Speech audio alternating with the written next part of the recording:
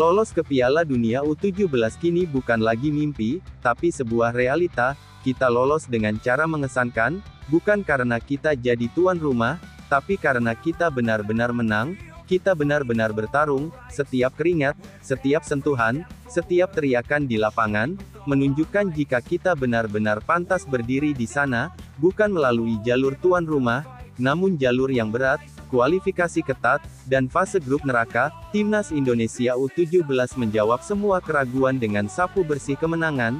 Sementara itu negara-negara yang dulu sering menertawakan kita, seperti Vietnam yang tumbang di menit akhir, Thailand yang jadi juru kunci, hingga Australia justru harus menelan pil pahit, dan gagal lolos Piala Dunia U17, bahkan Malaysia tak cukup kuat, bahkan untuk sekedar ikut serta di Piala Asia U17.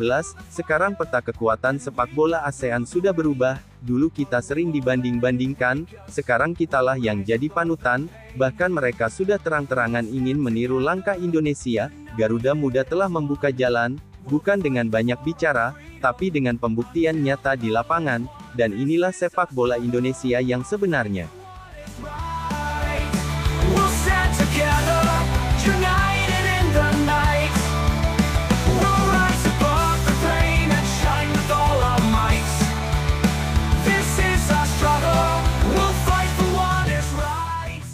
Setelah selama ini Vietnam selalu menyindir soal pemain keturunan dan proyek naturalisasi, namun kini mereka justru memuji Indonesia, sebagai negara yang berhasil jalankan dua proyek besar secara bersamaan, naturalisasi di level senior, dan pembinaan usia muda yang terstruktur. Bahkan media mereka Soha.vn secara terbuka mengakui kesuksesan Indonesia U17 lolos ke Piala Dunia, adalah bukti kalau dua jalur ini bisa jalan berdampingan, bukan bertabrakan, tetapi saling melengkapi. Mereka sadar selama ini tim junior punya program yang tepat, pelatih yang kompeten, dan dukungan federasi yang konsisten, maka perekrutan pemain diaspora tidak akan mengorbankan generasi muda, dan yang terjadi sekarang senior kita diperkuat Tom Hey, Jay Izes, Kevin Dick, Mes Hilhers, oleh Rumeni, sementara tim muda kita menumbangkan Korea Selatan, dan melangkah gagah ke panggung dunia untuk pertama kalinya via jalur kualifikasi. Media Vietnam tak menutup kenyataan itu,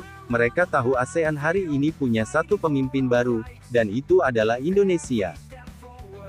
We shine with all our might. We won't back down. We won't give up the fight.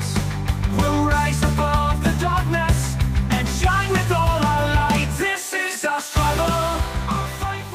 Sebenarnya Vietnam hampir saja mengukir sejarah.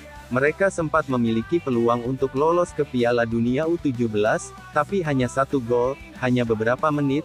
Itulah jarak antara sejarah dan kekecewaan bagi Vietnam U17, melawan Uni Emirat Arab di laga terakhir grup B. Vietnam sempat unggul lebih dulu, Vietnam memuncak klasemen sementara, dan berada di ambang lolos ke Piala Dunia U17 untuk pertama kalinya. Akan tapi segalanya berubah. Menit 87 menjadi mimpi buruk bagi Vietnam.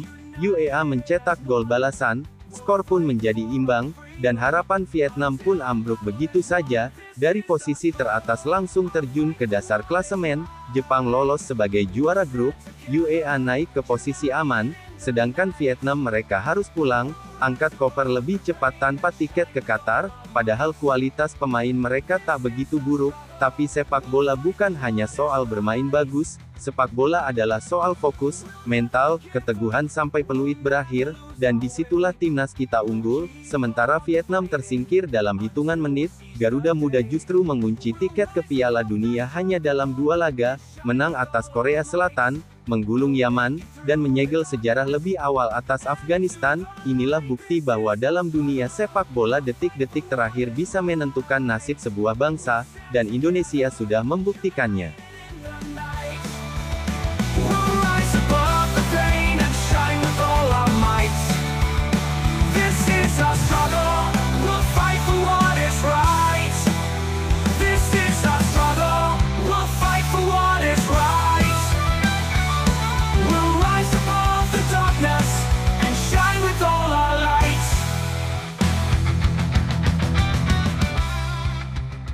Kalau Vietnam tersingkir di detik terakhir, berbeda halnya dengan Malaysia, mereka bahkan tak sempat ikut bertarung di Piala Asia U17, timnas U17 mereka gagal total di babak kualifikasi, kalah dari UEA, ditahan imbang Laos, dan akhirnya gagal lolos ke Piala Asia U17 2025, saking parahnya situasinya, pelatih mereka sendiri angkat suara, bukan untuk membela tapi justru menghina. Sulaiman Husin, Direktur Teknik Harimau Malaya menuliskan sindiran pedas di laman Facebooknya. Sementara Indonesia lolos ke Piala Dunia, kita masih sibuk cari turnamen cap ayam, kontrol bola saja masih naik ke hidung, ujarnya dikutip dari Makan Bola. Tak tanggung-tanggung, dia menyertakan foto timnas Indonesia U17 yang lolos Piala Dunia. Ini bukan sindiran dari netizen, tapi pengakuan pahit dari orang dalam. Malaysia yang dulu sering merasa lebih hebat, hari ini dihantam realitas keras menyadarkan mereka tertinggal jauh dari sang tetangga, dan yang lebih menyakitkannya lagi, negara yang mereka remehkan dulu, kini berdiri gagah di panggung dunia. Malaysia gagal ke Piala Asia, sementara Indonesia bukan hanya tampil, tapi menjadi juara grup dan melaju ke Piala Dunia. Perbedaan kelas itu hari ini tak bisa lagi ditutupi, dan bicara sepak bola, kita bisa debat soal gaya main, soal taktik, soal pelatih, tapi satu hal yang tak bisa dibantah, itu adalah angka, fakta klasemen, dan inilah kenyataannya di Piala Asia U17 2025, di grup A Thailand 3 laga 3 kali kalah, selesai di dasar klasemen. Grup B Vietnam sempat memimpin, tapi akhirnya gagal lolos dan finish sebagai juru kunci, tersingkir hanya karena kebobolan di menit 87, 3 poin dan mimpi mereka hancur. Sedangkan grup C inilah panggung Garuda Muda, Indonesia juara grup dengan poin sempurna, menang atas Korea Selatan, menang besar atas Yaman, dan Afghanistan, 8 gol dicetak, hanya 1 kali kebobolan itu pun dari titik putih. Kalau kata salah satu netizen, Indonesia tak pernah kalah dan imbang, Vietnam tak pernah menang dan kalah, Thailand tak pernah menang dan imbang, dan Malaysia tak pernah ucap hello pergi kau melambai. Sementara itu pelatih U17 kita Nova Arianto dengan rendah hati menyanjung para pemain yang mampu tampil maksimal hingga menit-menit akhir. Pertama-tama saya berterima kasih kepada pemain, ya atas kerja kerasnya saya bersyukur, secara fokus pemain kami bermain fokus hingga menit akhir, dan kita bersyukur bisa mencetak gol di menit-menit akhir, ujar sang pelatih. Di balik selebrasi kemenangan dan tiket ke Piala Dunia, ada satu nama yang hari ini patut kita beri tepuk tangan paling keras, dia adalah Nova Arianto.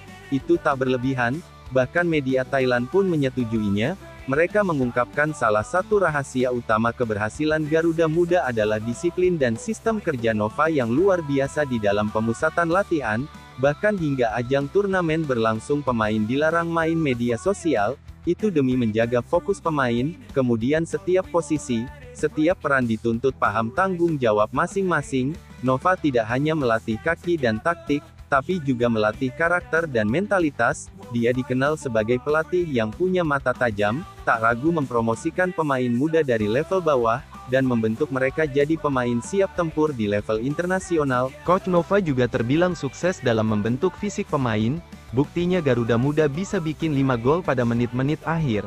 Artinya daya juang para pemain tidak habis hingga menit akhir. Saat ini kita tidak hanya menang, kita sedang mengubah peta kekuatan sepak bola ASEAN. Garuda Muda bukan hanya bintang baru, mereka adalah cermin masa depan sepak bola Indonesia, dan untuk Malaysia, Vietnam, dan negara-negara lain di Asia Tenggara, jangan malu untuk belajar dari Indonesia, karena hari ini Garuda sudah terbang tinggi, dan akan terus terbang lebih jauh lagi.